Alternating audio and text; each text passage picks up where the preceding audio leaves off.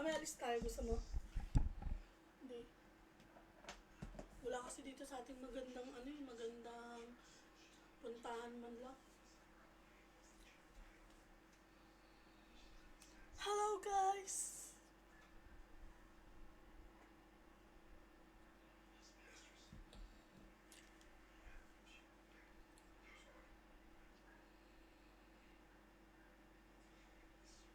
Wait lang nga, audio check muna tayo kung malinaw ba yung ating audio.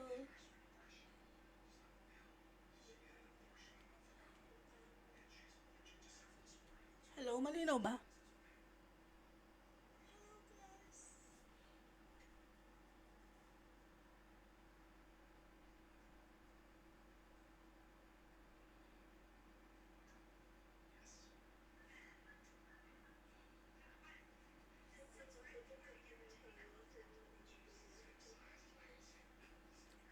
Mahina na naman yung audio ko. Ano bang gamit ko dito? Di. Paano nga to? Paano ko malalaman kung ano nakakonect na audio sa akin? Ang hina na naman eh. Di. Paano ko malalaman kung ano nakakonect na audio? Hindi ko alam eh kung ano eh. Hindi ko kasi nakarik eh.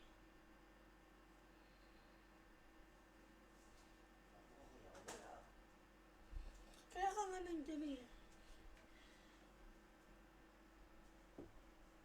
Paano ba yan? Nakalive na ako eh. Hindi ko lang alam kung ano audio yung gamit ko. Pero mahina eh. Mahina po ba? Pa-comment naman kung mahina or okay yung audio natin, guys.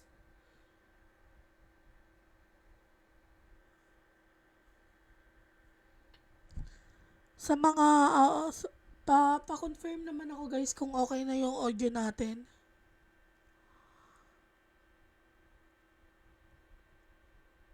Ay, okay na daw. Yan, lumakas na. Dapat talaga ilalapit ko sa bibig ko eh.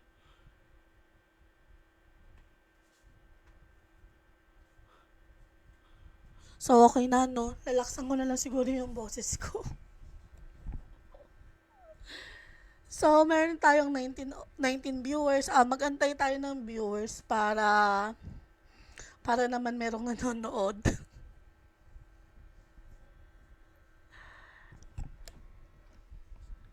Pero ngayon, Ma'am Marisa, okay na po ba yung ating audio?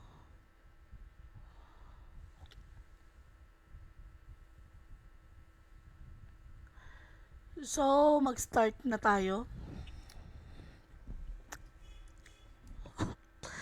Guys, yung audio ko pasensya na kung medyo, kung mahina ba sa inyo or ano, pero hindi ko kasi alam. Dalawa kasi dito yung mic ko. Ewan ko ba, syungain tayo. Hirap na hirap ako i-set up kung alin dito dapat yung gamitin kong audio.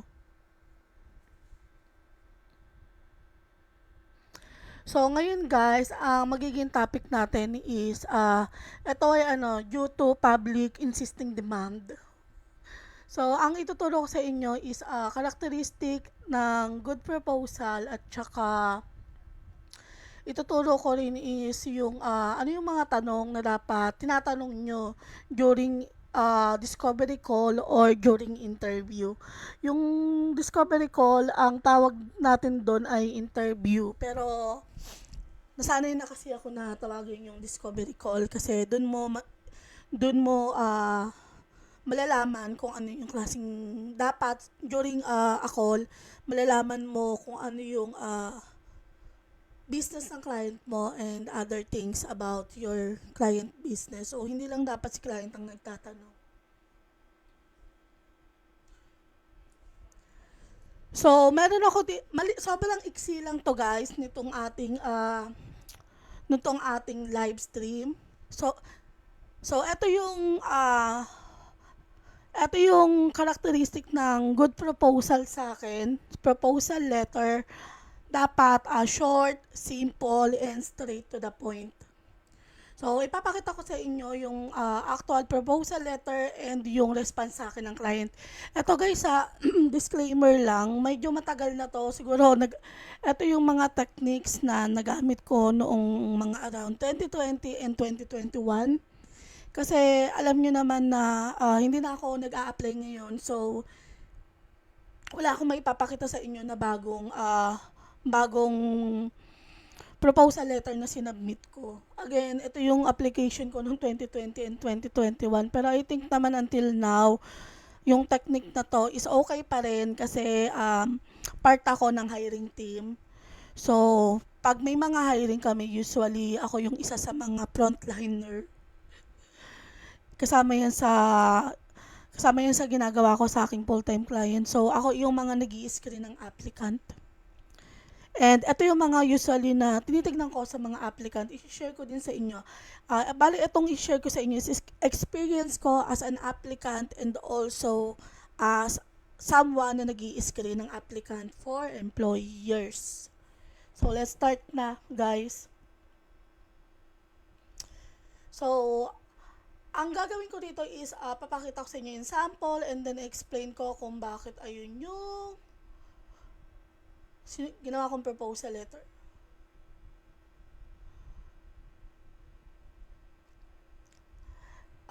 Tignan nga natin kung nag-okay na yung ating nag-switch ako ng screen, kita ba? Antayin nga natin magpalit yung screen ko rito.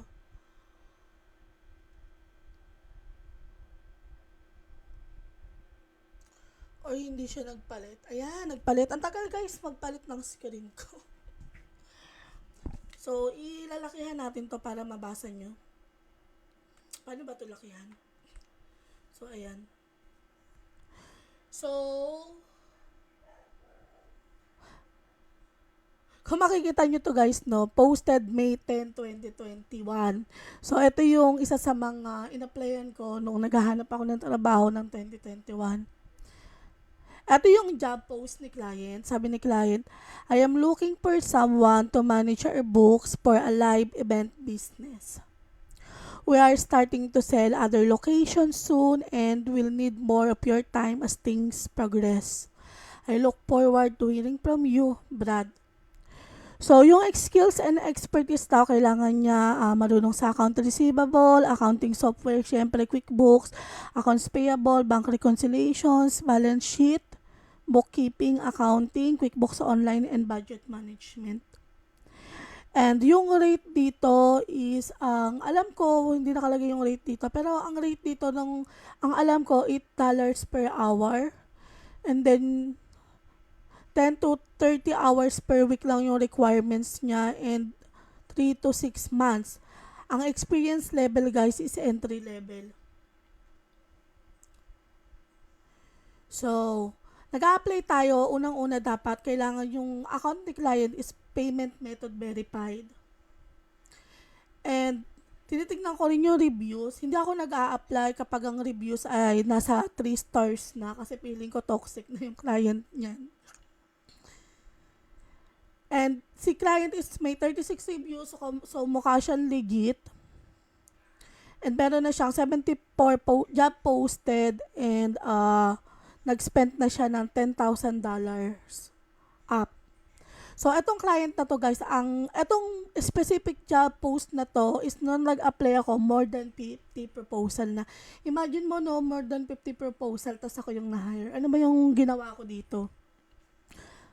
So, yung rate dito is $8 and then with more than 50 proposals na submitted.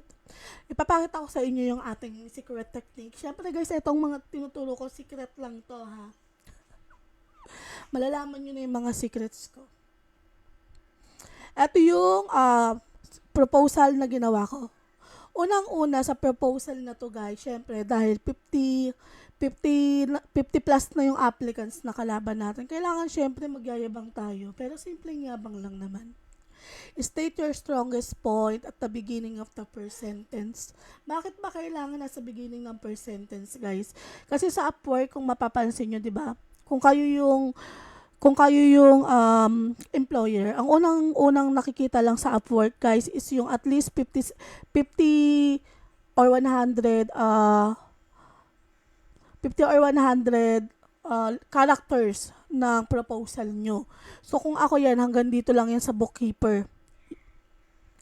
Ito lang yan sa per sentence, guys, kung ako yun. Kung yun lang yung makikita niya. So, lagi kong nilalagay yung pangalan ng client. Isa yan sa mga hinahanap ko para syempre mapil naman ni client na nag-effort ako i-check yung pangalan niya, di ba? Tapos yung start ko ng cover letter is nilagay ko, I have 9 years experience in the finance department. Syempre nilagay ko agad yung experience ko. 4 years as accounting supervisor and 1 year as virtual bookkeeper. So, nilagay ko na sa hinahanap niya na bookkeeper, meron akong experience nun. Tapos nilagay ko sa munod, I wanted to be part of your growing company and help you with decision making by providing accurate and timely reports. I hope to hear from you. Sincerely, Abby. Ito lang guys, ito lang yung cover letter ko or yung proposal letter ko. Napaka-simple, straight to the point. Wala na akong paligoy-ligoy pa. So, pasok ba to dun sa sinasabi kong characteristic dapat ng good proposal, like short, simple, and straight to the point. Diba guys? Kasi, kaya short, simple, and straight to the point, atong cover letter ko is, yung mga, ang target ko kasi is mga direct client. So, ang kausap ko agad is yung mga client mismo, CEO, or yung owner or president ng company. And sila is very busy person sila guys. So, kaya ang ginagawa ko, since busy sila, binibigay ko agad kung ano yung kailangan nila. Kasi sabi ni client dito is, mag-expand sila kasi we are starting to sell other locations soon. Kaya nilagay ko rito na gusto ko maging part ng growing business nila. Diba? May nakuha po ba kayo ditong tips or meron po ba kayong natutunan? Comment kayo guys kung meron kayong questions tungkol dito sa aking proposal letter and sa cover, sa job post ni client and sa cover letter na sinubmit ko. Kung makikita nyo rito guys, ayan, view contract sa taas. Kasi ako yung na-hire. Yun lang yung sinubmit ko, tapos ako yung na-hire. Di ba effortless? And eto guys, etong mga time na to, nag-start pa lang ako gumamit ng Upwork. So, wala akong experience sa Upwork. Kasi kailan lang ako nag-freelancing, 2020. Ang pinakauna kong platform na gamit, Online Job PH. Tapos around 2021, nalaman ko na may Upwork pala. So, doon pa lang ako nag-try mag-Upwork. Kailangan po ba magaling ka sa Excel? Isa yan ma'am sa mga kailangan mong matutunan kung ang kukunin mong niche ay accounting. Dapat marunong ka sa Excel at saka sa Google Sheet. So, kung wala na kayong question dito, magpapakita pa ako ng isang sample, guys. Comment nga next para ipakita ko yung second sample. Pa-comment ako ng next. Tsaka kung may question kayo, magtanong na rin kayo. And then, comment next kung wala na. Para lang tayo nagla-live selling, di ba? Kailangan may pa-comment na next. Alam ko na ngayon yung mga live seller kung bakit nila pinapa-comment yung gano'n. Para alam nga naman nila na may nanonood. Oh, sabi ni Ma'am Leia, next na daw. Si Ma'am Leia lang ba audience natin, guys? Sayang naman yung ano.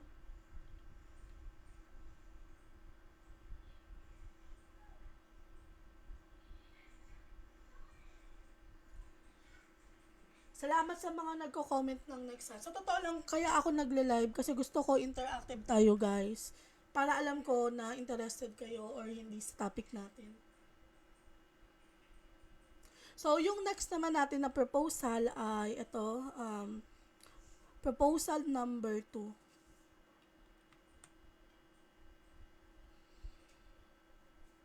Ito guys, ang sample post na to is client needs someone who can solve this problem. Kagaya ng sinabi ko sa inyo kahapon, kapag magagawa kayo ng proposal letter, dapat magpa-focus kayo sa job post ni client.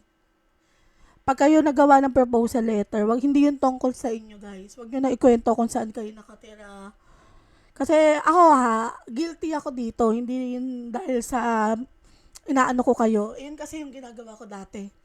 So, pag gumagawa ko ng proposal letter, kunwari sa online job PH o kaya sa Upwork, lagi ko nilalagay, ano, di ba, nagpapakilala pa ako. My name is Abby. I'm a freelancer from the Philippines, ganyan. Tapos, sasabihin mo paano kung ilan yung anak mo. Hindi ganun guys, dapat magpo-focus tayo sa ah, job post. Yun talaga yung una yung titignan. Mag-post kayo, mag-concentrate kayo sa job post pag gagawa kayo ng proposal letter. Saka hindi ako guys nagbibigay ng template kapag proposal letter. Kasi ang proposal letter dapat personalize yan per needs ng client. So, kailangan mag-exceed kayo ng effort sa pag-create or pag-tailor ng proposal letters nyo sa iba't ibang klase ng job post.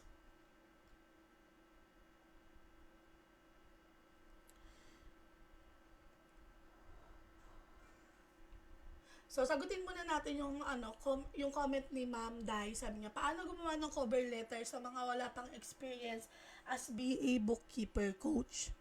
Um, mamaya, isasagutin natin yan, Ma'am, ha?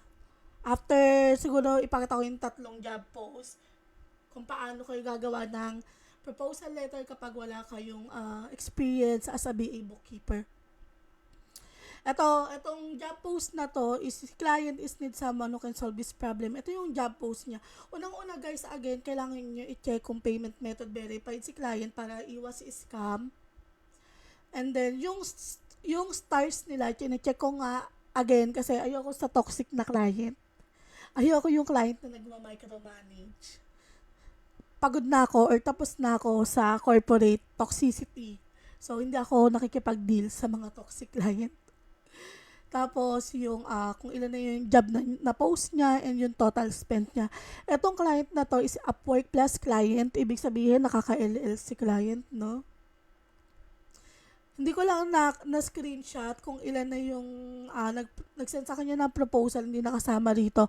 Pero more than 50 plus na rin tong proposal na to. Kasi ang laki ng rate nito eh. So, ito yung comment niya. Sabi niya, I want to set up my QuickBooks online so that someone can pay the bills. But, number one, dapat na meron siya magiging alert, email or text or whatever with the amount that they paid and the details around the bill being paid. Number two, they only can do that and cannot gain access to the rest of accounting. I have QuickBooks Online. I believe I have QuickBooksBill.com way of paying invoices. So, yung based dito sa post ni client, isa siyang client na kailangan niya ng tulong. Kayo guys, nga pala, bago ko makalimutan, kapag magkagawa kayo ng proposal, dapat si client, ipo-profile nyo rin si client, ha? Siyempre, dapat meron din kayong ideal client. Parang si client, bago sila mag-respond sa inyo, pino-profile din nila kayo. Hindi lang sila guys ang magpo-profile sa atin. Dapat tayo din ipo-profile din natin si client kung sa tingin nyo ba is maganda silang client. So, base pa lang dito sa job post ni client, makikita na natin kahit papano kung ano yung characteristic ni client sa job post niya. Unang-una, yung job post niya is napaka-simple. Siguro ito ang nag-post nito is si client mismo. 'Di ba? Kung titignan mo, halata mong yung job post is hindi galing sa agency. Kasi pag agency yan guys, ang haba niyan. Pansinin niyo yung mga agency post. Ito napakasimple. Pangalawa, straight to the point yung post ni client. Pag mga usually gantong straight to the point, kailangan niya ng immediate action or kailangan niya mag-hire immediately. Kasi straight to the point yung post ni client. So, mukhang busy person si client, no? Kasi makikita mo rin dito sa job spent niya, 100k plus na yung nagagastos niya. And si client is mukhang premium client. So, mukhang maganda siyang maging client. Kasi makikita nyo rito, average hourly rate paid niya is 15.39. So, siguro yung mga job post nito is around 15 to 25 per hour. Diba? Ipo-profile din natin si client. Mukha si client hindi ko report. So, mukhang eto yung mga magagandang client. Kasi alam nyo, yung mga client na yan, pag nagre-reply sa atin, pinaprofile din tayo according sa reply natin. So, dapat tayo, check din natin yung characteristic nila or kung anong klaseng client sila based on sa job post nila. So, kung ako tatanungin nyo dito, si client ay mukhang hindi ko kuripot na clients. Kasi malaki yung average hourly rate paid niya. So, agree ba kayo na hindi si client kuripot? Pa-heart ako kung nag-agree kayo sa pagpo-profile ko kay client based lang sa job post niya.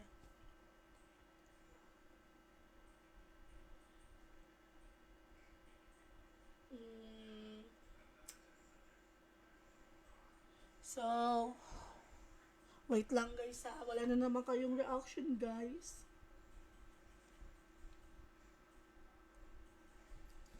So, after ko i-profile si client guys, saka ako magsasubmit ng proposal letter. Lalo-lalo na sa Upwork. Bakit ko muna ipinaprofile si client? Kasi guys, ang mahal ng Connect. 'Di ba? Bumibili tayo ng Connect sa Upwork. Pag sa Upwork, wag kayo submit ng proposal. Kailangan kahit papano, tignan nyo kung anong klaseng client yung sasubmitan nyo ng proposal. So, eto, since na yung client nga natin is may problema and kailangan ng immediate help, eto yung ginawa kong cover letter dito. Ask question about this problem and focus how to help the client. Yan yung ginawa ko guys. So, napaka-simple lang yung cover letters ko. Straight to the point. Have you tried using Melio payment? What is your QBO account subscription? If you are subscribed to QBO Plus, you can go to the pay bill options and you will see another landing page and populate the business information on that one. Then you can choose how you would like to pay and enter your card details. I think this URL can help you. So, tinuruan ko pa si client, sinendan ko si client ng YouTube tutorial kung paano gagawin yung sinasabi ko. I hope it helps. Good luck with your business. 'Di ba guys? Ayan lang guys yung pinost ko. And then, na-curious sa akin si client. Kasi busy nga si client eh. Binigyan ko siya ng solution. Pero dahil busy siya, wala siyang time gawin yung solution na binibigay ko. Binigay niya sa akin yung trabaho. 'Di ba guys? Ako yung na-hire dito. So, may question ba kayo or may natutunan ba kayo sa sinabi ko about dito sa client to natin?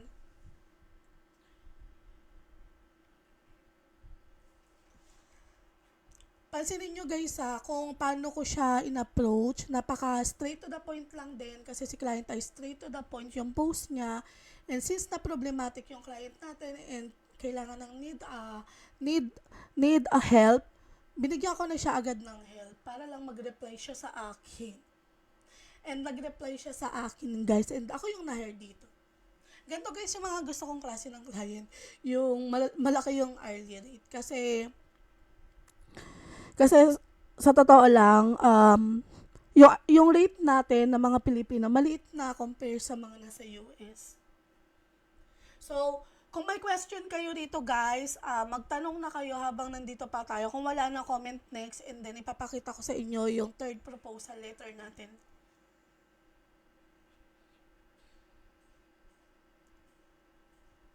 Kung may question kayo guys, magtanong kayo Kung wala, comment next.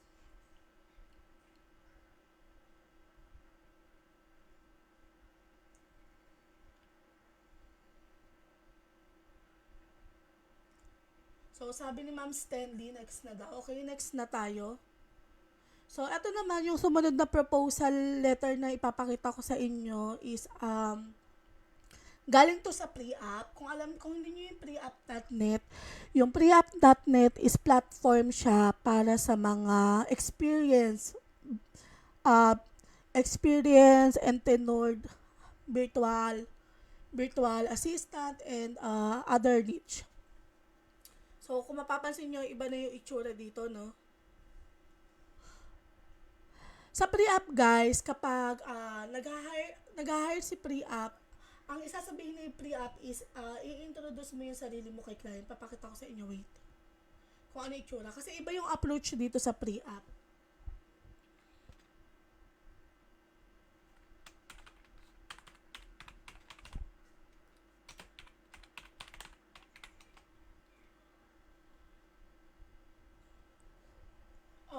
Wait lang ha. Wait lang guys, hindi ko na-prepare yung ipapakita ko sa pre-app na introduction.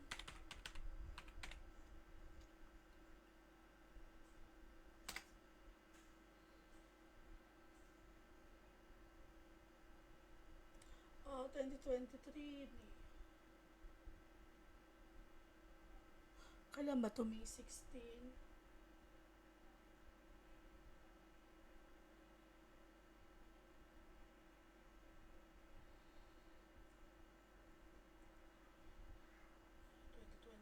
Twenty 2021 pa pala to. Ang tagal ko na kasi guys na hindi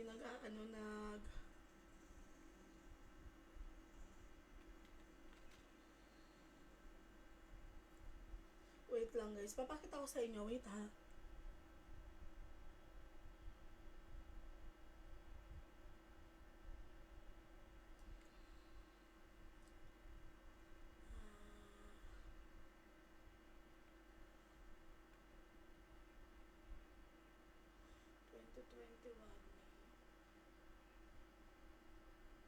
Wait lang guys, gusto ko kasi ipakita sa inyo yung difference ng pre-app sa Upwork. Kasi kakaunti lang nga merong pre-app account.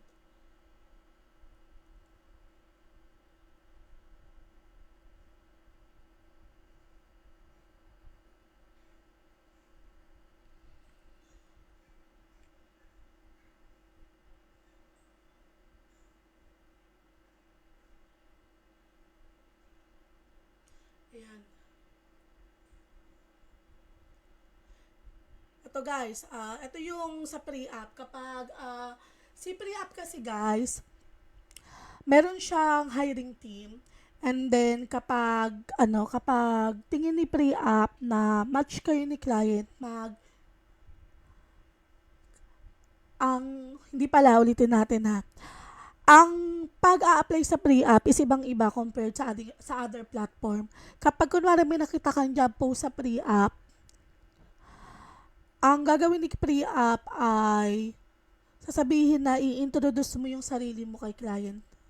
I-email si client at si freelancer. Like eto, congratulations. Abigail Florendo is interested in working on your project. Experienced bookkeeper, virtual assistant. They're already been pre-vetted for skills, attitude, and communications. Kasi sa pre-app, bago ka makapasok sa platform, may interview. So, hindi ka basta-basta makakapasok sa platform kung wala kang experience and expertise. Abigail Florendo, please reach out to Craig Steinley with One Business Days and let them know why you're such a great fit for this task. So, ganun yung i-reply sa ni pre-app. So, eto papakita ko sa inyo yung job post ko noong nag-apply ako sa client na yan. So, eto yung job post ko. Ay, job post pala ni client. Sabi ni client, ang hiring niya is experienced bookkeeper, virtual assistant. So, hindi pwede mag-apply yung mga walang experience. Location prepared, Philippines. And then, sabi niya, again guys, tignan nyo, no, May 16, 2021 pa to. Ito yung mga time na naghahanap ako ng additional client, 2021 May. Sabi niya, we are looking for an experienced bookkeeping virtual assistant to join our team. Please do not apply if you don't have prior experience working as a bookkeeper virtual assistant. So, kailangan niya may experience. The ideal candidate should be organized, has a keen eye for details, reliable, and trustworthy. You will be responsible for keeping track of company finances, monitoring project expenses, keeping track of client invoices, and payroll.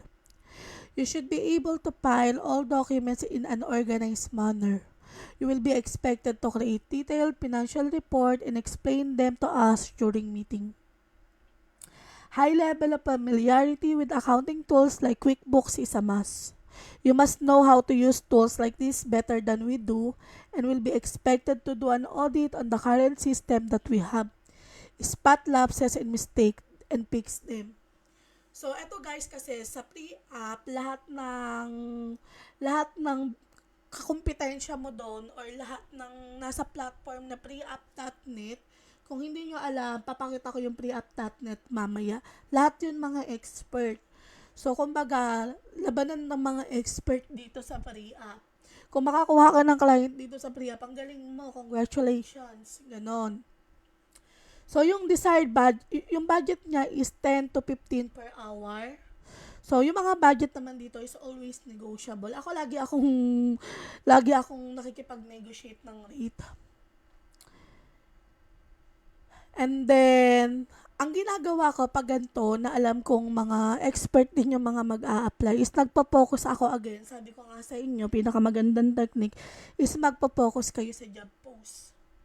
So, kailangan lagi yung sa job post nyo, ang response nyo kay client is tinutulungan nyo siya or gusto nyo siya tulungan, masolve yung problem niya. So, eto yung reply ko rito.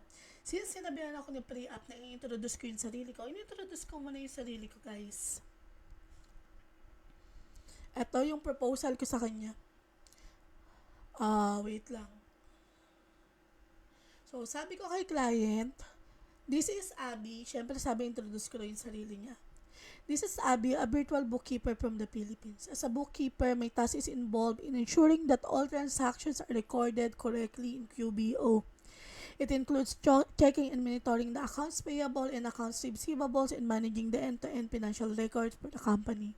Delivering an accurate financial report is what I do. Mistakes can lead to IRS issue, overpayment on taxes, and difficulty in getting financing. So, kung mapapansin nyo dito, nilagay ko dito yung mga things na ginagawa ko in a daily basis. Kasi kailangan niya nga ng expert. So, kailangan niya malaman kung ano yung edge ko sa ibang applicant, 'di ba? Hindi lang naman ako yung expert na nag-a-apply sa kanya. Alam nyo guys, etong list na yan, kung saan ko yan kinuha. Binis ko lang yan dito sa job post niya, guys. Kung makikita mo, kailangan daw niya marunong sa payroll. Nilagay ko dito na nagpe-payroll ako. Syempre, 'di ba? Payroll processing nilagay ko kasi kailangan niya na magpe-payroll. Kailangan niya daw na magre-reconcile, magmo-monitor ng project expenses and keeping track ng client invoices. Nilagay ko rin dito. 'Di ba? Reconciliation of each day, recording of daily expenses, manually recording of transaction, ensuring that all payables and receivable are correctly. Nag-base ako so kung ano yung needs niya, and then yun yung ginawa kong summary ng list na ginagawa ko. Ito guys, syempre, kapag ganitong ang hinahanap ni client na expert, dapat marunong ka talaga. Kasi ang kailangan nila is masolve yung problem nila. Siguro ito guys, ipaprofile natin si client kung hindi ko pa kilala si client ha. Sa job post ni client is, baka medyo magulo yung system nila. Kasi nakalagay dito, kailangan mo daw mag-spot audit or i-audit mo yung current system. Ito, audit on the current system. So, baka nga magulo kasi kailangan mong ayusin. Kaya kailangan niya ng expert. And sabi niya, you must know how to use this tool like this better than we do. Kasi syempre, ini-expect nila na expert ka. Hindi ka magtatanong sa kanila kung paano gagawin. So, ikaw dapat ang mag-guide sa kanila kung paano gagawin. 'Di ba? And, yun yung mga nakita kong characteristic ni clients. Kaya, yun lang din yung sinagot ko sa kanya. And para mapansin niya ako, nilagay ko dito yung list na kailangan niya na ginagawa ko din. Since na marami kami na kompetensya dito. And sa job post na to guys, alam niyo ba, na-hire din ako. Ayan, na-hire din ako dito ni client. So, again guys, no, yung approach natin sa proposal is depende kung ano sa needs ni client. Hindi ako nagbibigay ng template kasi baka may mag-post, pwedeng pasend ng template nyo. Wala akong ganun kapag nag-send ako ng proposal kasi nagbe-base ako sa need ni client, and most of the time ang proposal ko is eto lang.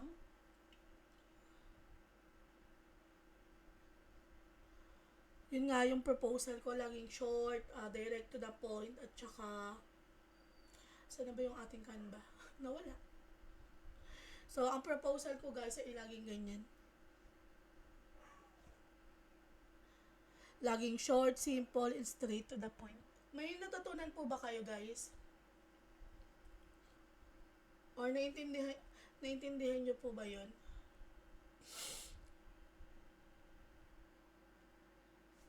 Hello po.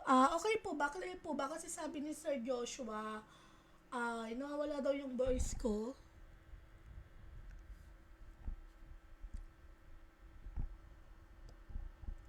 So, kung may question kayo guys dun sa proposal, paggawa ko ng proposal letter, magtanong na kayo ngayon kung, or kung may naintindihan kayo, pa-comment naman kung naintindihan niyo yung gusto kong ipinpoint sa inyo kung paano gumawa.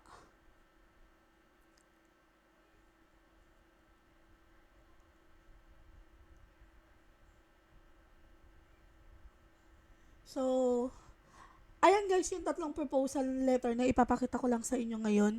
So, kung makikita nyo, ganun lang lagi yung job post ko guys. Yung pagkikreate ko ng proposal letter, napakasimple lang. Hindi ako masyado nagpapaligoy-ligoy. Lalo-lalo na kapag ang kausap ko is direct client. Kasi pag direct client guys, wala silang time magbasa.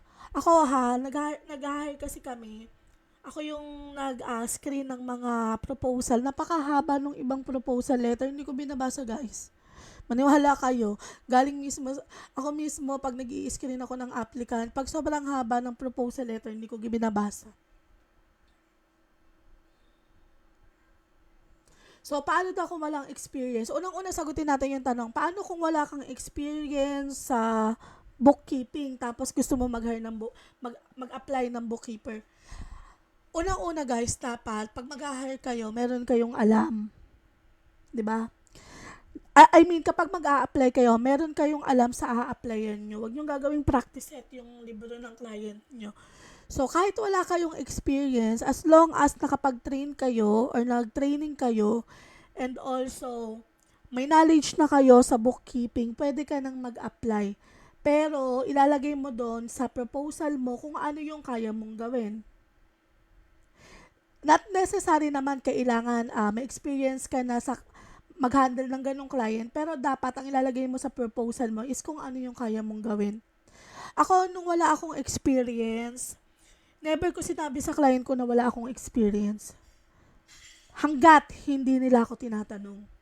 Hindi ako nagsisinungaling sa cover letter ko kasi kaya kong gawin yun. Pero hanggat hindi sila nagtatanong kung na-experience ko na bang mag-handle ng libro para doon, hindi ko sinasabi na wala akong experience. Kumbaga, kapag tinanong nila ako, magsabi ako ng totoo. Pero kapag hindi nila ako tinanong, they don't need to know, di ba? Pero lahat ng ina-applyan ko, guys, is make sure ko na inaaral ko. Kung mapapanood nyo yung roadmap for being a bookkeeper na collaboration namin ni Boss Soy, makikita nyo doon kung paano ako mag-aral ng niche or mag-add ng skills. Nagbe-base ako sa mga sa mga job posts, and then kapag hindi ko alam yung kailangan ipagawa ni client is inaaral ko muna siya bago ko applyan.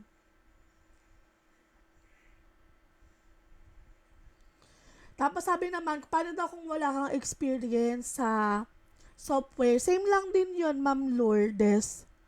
Dapat aralin mo yung software na kailangan ni client. Kasi, lalo-lalo na kapag ang hinahire ni client or ang need ni client is mga expert. Kasi ikaw yung mahihirapan pag magpe-pretend ka na alam mo yung software pero hindi. Tapos kawawa naman si client kapag na-mess yung books niya. Kasi unang-unang characteristic ng bookkeeper, dapat may integrity tayo guys. Hindi dapat tayo nagsisinungaling. Okay? Kasi paano tayo pagkakatiwalaan sa pera kung sa proposal pa lang natin nagsinungaling na tayo? Para sa akin lang yun ah. Siyempre, iba-iba naman tayo ng sitwasyon. Paano po pag walang experience sa virtual bookkeeper? Okay lang nga, Ate Mix, kung wala kang experience sa pagiging virtual bookkeeper. As long as alam mo dapat yung gagawin mo. Hindi naman yan, sa proposal ko ba, nilagay ko ba doon kung sa, dun sa dalawang proposal, di ba hindi ko naman nilagay doon kung may experience ako sa bookkeeping. Doon ko lang sa isa iniyabang yung experience ko kasi ang mga kalaban ko na doon is mga expert. Lahat sila may experience na. Pero doon sa dalawang proposal, kapag hindi mo kailangan sabihin, hindi mo sasabihin. So, basta magpo-focus ka lang guys sa problem ni client. Huwag kayong mag-focus sa inyo, no? Kasi iniisip nyo yung sarili nyo, yung wala kayong experience, hindi naman nakalagay sa job post ni client specific kung anong experience ang kailangan niya. Ang kailangan niya lang is someone na masosolve yung problem niya. Di ba? Pero syempre, kapag ang hanap ni client expert, tapos wala kang experience na mag-handle ng books, huwag ka na mag-apply. Kasi, Ikaw lang din ang mahihirapan.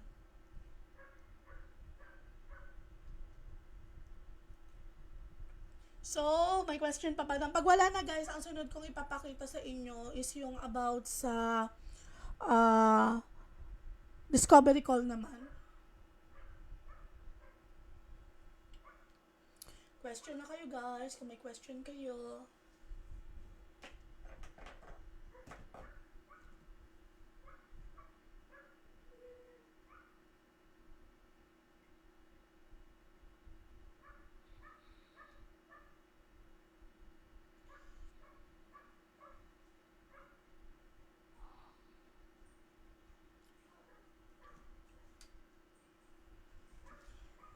Hello guys, andyan pa kayo? Wala, wait nga, wala na naman sa akin comments, saka ano. Kapag gusto nyo, pag okay na, naintindihan nyo na, wala na kayong question, comment next. Para sa next topic natin. Lakas maka live selling, di ba?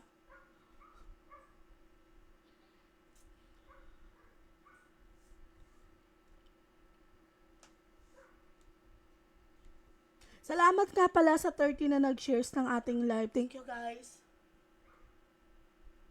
So next na daw. So I assume no, medyo naiintindihan natin.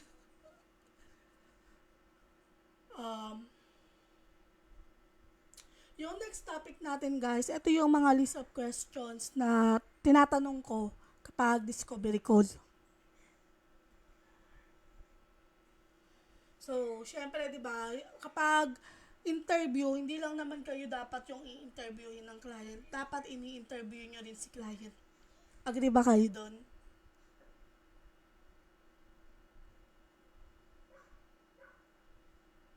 Yan.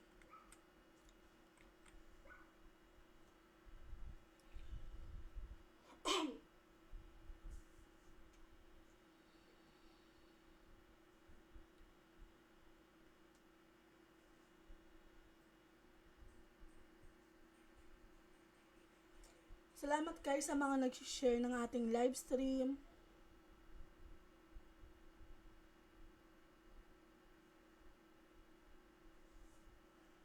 Alam nyo ba guys, di ba dun sa previous live natin is nagpa-fill out ako ng feedback form.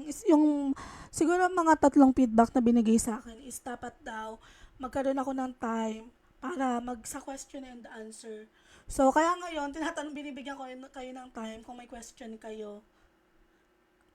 Kasi sabi nila, mas okay daw pag interactive, which is I agree naman. Kaya lang, paano magiging interactive yung discussion natin kung wala naman nagtatanong, di ba?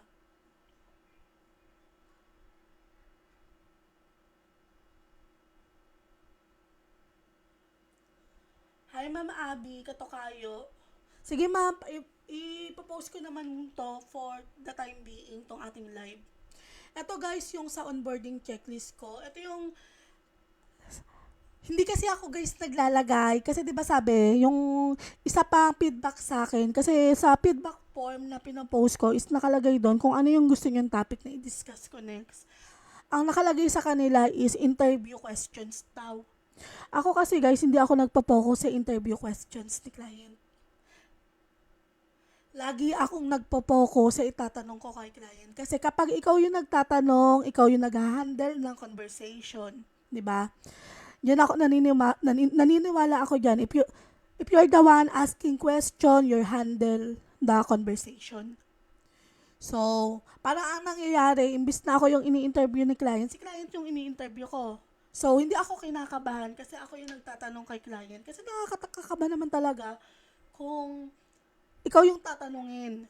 And also, kapag ikaw yung nagtatanong kay client, ang impression sa ni client is alam mo yung ginagawa mo. 'Di ba? Kasi alam mo yung dapat itanong sa kanya. Kaya napaka-importante guys na nagtatanong kayo ng question sa mga interviews. And ito yung mga list of question na usually tinatanong ko. Ito, may onboarding checklist ako dito kasi kapag ang interview ay email lang, may mga email interview kasi. Parang email, ano lang, chikahan sa email, ganun. Isinesend ko sa kanila to, tapos pinapa-fill out ko yung sagot sa kanila para bigay ako ng rate. Kasi nga, di ba sabi ko sa inyo, ang rate ay subjective.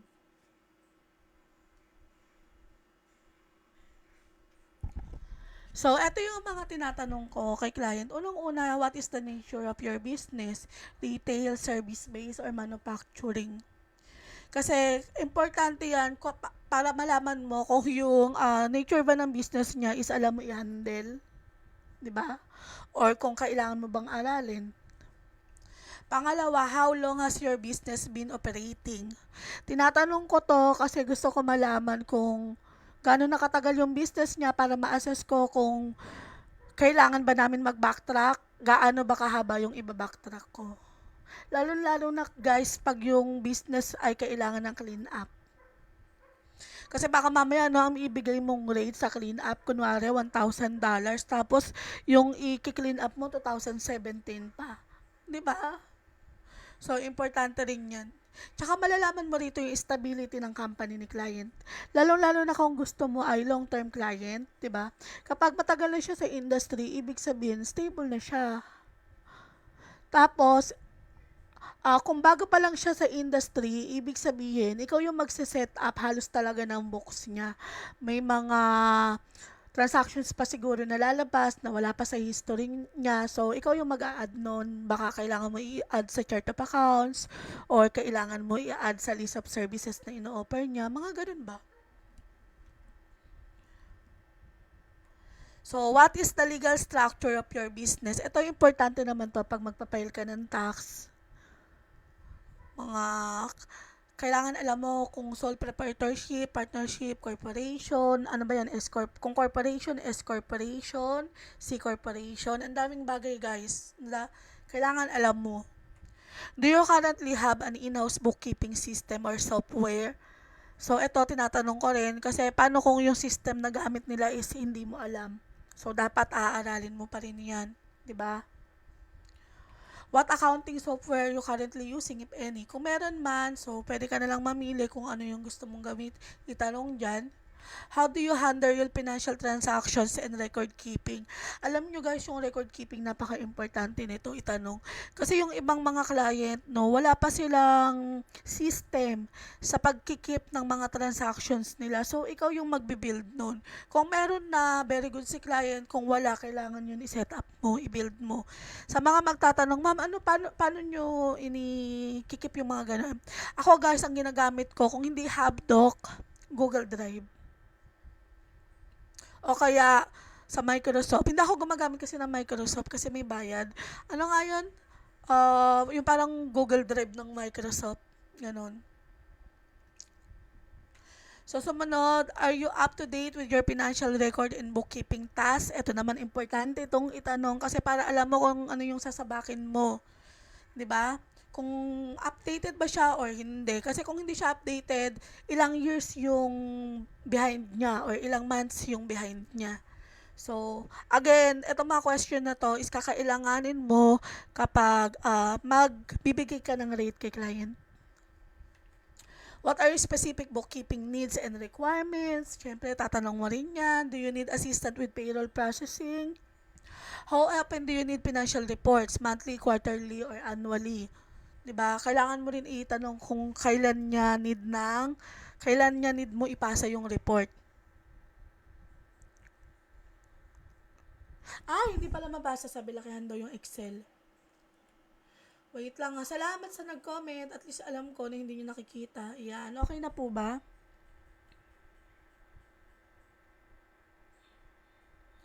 Salamat, Miss Jasmine, Ma'am Jasmine.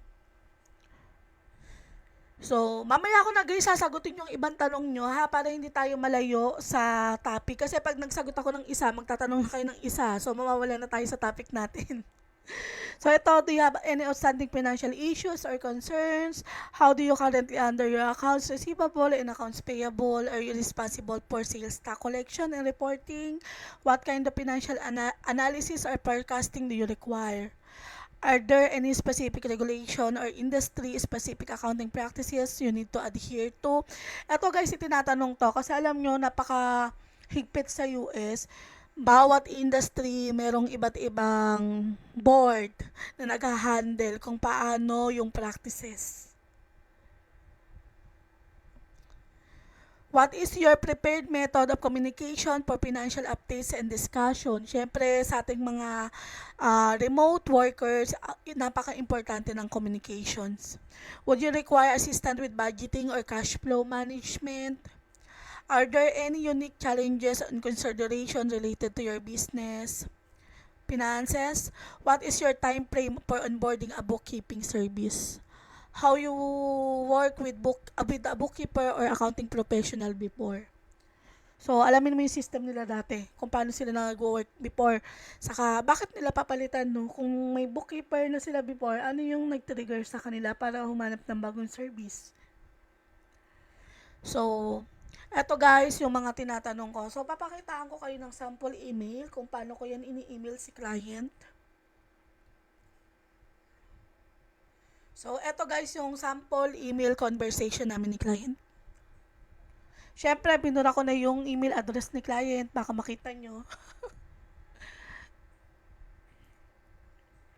Sabi ni Kenneth, ang client natin ay si Kenneth, isa siyang real estate photographer. Abby, I just came across your website and wanted to see if you or anyone on your team could help me set up my QuickBooks. So, nagtatanong sa akin si client. So, nireplyan natin si Kenneth. Sabi ko, thank you so much for reaching out. Here are the few information I need from you to start with. Siyempre, di ba? Ako yung magtatanong kay client kasi gusto kong malaman kung ano yung specific needs niya bago ko sabihin na available ako or someone on my team. Kasi baka mamaya yung requirements niya hindi namin kaya gawin. So, ito yung mga list of question. Yung sa onboarding checklist, mamimili lang kayo ng list of question na initial na sa tingin nyo, needs nyo para i-assess yung business ni clients. O, pasum daw natin to. Maliit ba? Ayan. Okay na guys.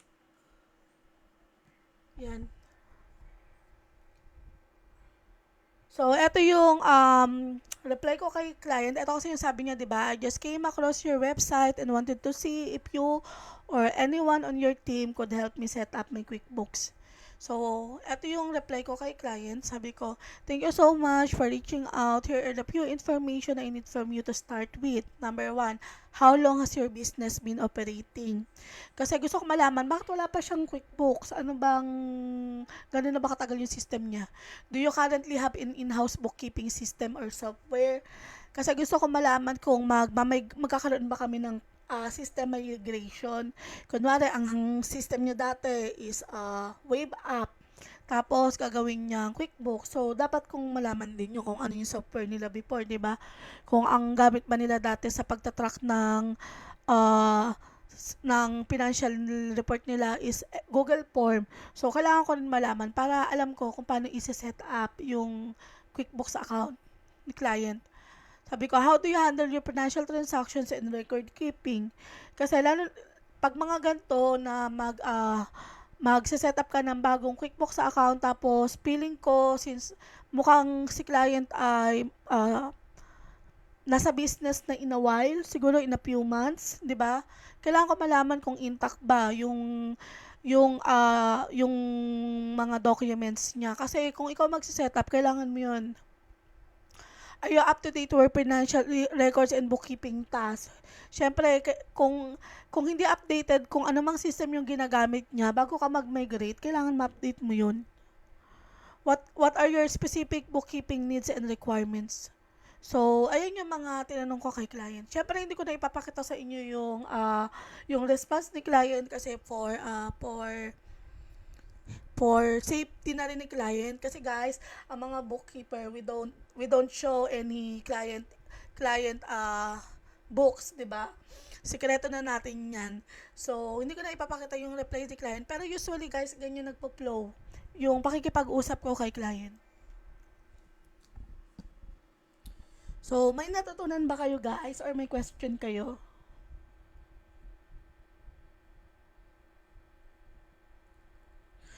Dito sa ating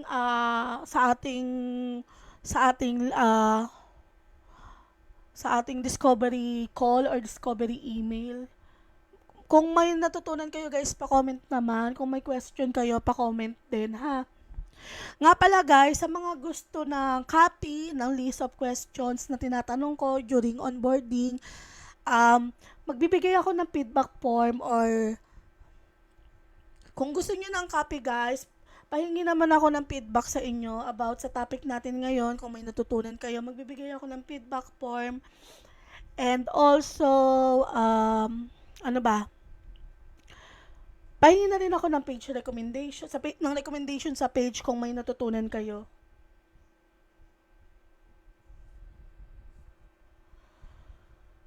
So, kung may tanong kayo, magtanong na po kayo. Guys, alam nyo ba, tumatanggap ako ng ng recommendation, page recommendation na. Baka naman gusto nyong i-rate yung page natin. Lalong-lalo na kung sa tingin nyo, meron akong naituturo sa inyo. Ayan. So, pakita ko muna, commercial muna tayo habang wala pa kayong mga katanungan. Ayan guys, yung mga ratings sa ating page. Na-appreciate kayo nagbibigay ng ratings. Kung meron kayong rating sa akin, kung may natutunan kayo, kung sa tingin nyo kailangan nakakatulong ako sa inyo, ma-appreciate ko kung magbibigay kayo ng rate sa akin. Bakit ko ba kailangan ng rate? Kasi gusto kong at least makita ng iba, lalo na yung mga bago pa lang sa page natin, na meron tayong natutulungan para naman dumami yung subscriber natin guys. So, eto si Ma'am Maru. Salamat mama, ikaw yung recent na nagbigay sa atin ng rate, ay ng recommendation. Paano ba to i-heart? Hindi ko ma-heart ng kaasa. Yan. So, yan. Pwede copy sa mga tinuro mo, coach. Ma'am Marisa, itong onboarding checklist na binigay ko sa inyo, bibigyan ko kayo ng copy nito. Pasagot na lang muna ako ng feedback form. Bakit ba kailangan nyo muna sagutan yung feedback form? Unang-una guys, sa feedback form, andun yung email nyo. 'Di ba? Paano ko ibibigay sa inyo nang wala kayong email? Pangalawa, syempre, 'di ba? Give and take tayo. Gusto kong bigyan niyo ng feedback yung way ko ng pagtuturo sa inyo para mas ma-improve ko pa sa mga susunod, para ma-apply natin yung mga improvements na kailangan natin. Kasi hindi naman tayo perfect. Like ako, hindi ako teacher So, hindi ko alam kung tama ba yung approach ko ng pagtuturo, kung naiintindihan nyo ba. Syempre, gusto ko na malaman kung tama ba yung ginagawa ko. So, may question pa guys. Wait lang, sagutin natin yung ibang question dito. May mga nabasa akong question, hindi ko pinansin kasi hindi siya related sa topic. Pwede, ay hindi, ito. Wait lang Sabi ni Ma'am Abby, pwede pong magpaturo din paano gamitin si Hapdoc, coach. Kasi guys, titignan natin kung kaya ko ituro yung Hapdoc nang hindi pinapakita yung system. Yung kasi pag nag-open ka ng Hapdoc, makikita nyo kasi guys yung file ng clients ko Kaya titignan ko kung makaka-open ako nang hindi nakikita yung file ni client. Kasi ayoko makita yung file, ayokong ipakita sa inyo yung file ni client, ayokong gawing example. Meron po na po ba kayong videos about taxation? Ma'am Abby, wala pa akong video about taxation, pero napakalaki kasing topic niyan. Siguro kung magagawa tayo ng topic na yan, napakahaba. Kasi guys, ang sa US, iba-iba iba-iba nga ang sales tax nila per state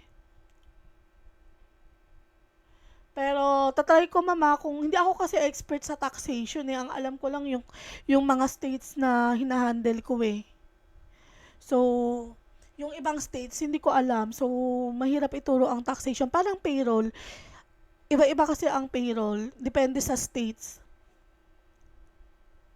Ano yung first BA job mo, coach? Ang first BA job ko, Ma'am Lourdes, ay isa akong e-commerce BA. O, di ba? E-commerce.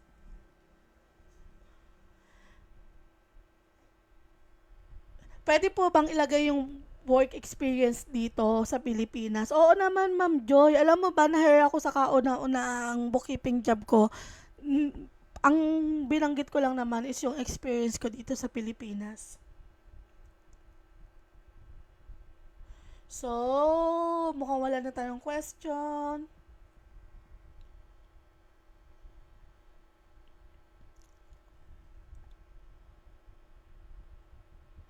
Sabi, manual po ba coach ang pag-migrate ng mga data from one accounting software to another? Hindi po, meron si QuickBooks paraan kung paano mag-migrate. Mama, sa mga susunod na topic, i-discuss natin yan, ma'am. So, kung wala na kayong question, guys, ipopost ko dito sa pag okay na tong live natin, ipopost ko yung feedback form and then bibigyan ko kayo nitong onboarding checklist kapag sinagutan nyo yung feedback form.